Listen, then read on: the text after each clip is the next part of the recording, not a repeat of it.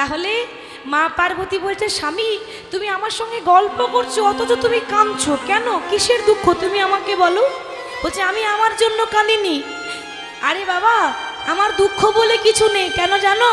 যে পক্ষে গোবিন্দ রয় তার কি কোনো দুঃখ হয়? কৃষ্ণ ভক্তদের কোনো দুঃখ বলে কিছুই নেই। দুঃখ মোচন করবে স্বয়ং বিপদ ভঞ্জন হরি।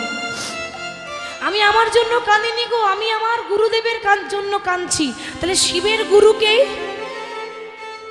শিবকে সবাই বাবা বলে, তাহলে বাবারও তো বাবা থাকে, বাবারও বাবা আছে। আমি যদি বলি আমি বড়, তো আমার থেকে বড় আছে, সবার থেকে বড় থাকে। তাহলে শিব যদি আমাদের বাবা হয়, তাহলে শিবের বাবা কে? শিবের গুরু হচ্ছে রাম, আর যেই রাম সেই কৃষ্ণ, সেই নারায়ণ। তাই পার্বতী, আমি আমার প্রভু রামচন্দ্রের জন্য কাঁদছি, কিন্তু কেন?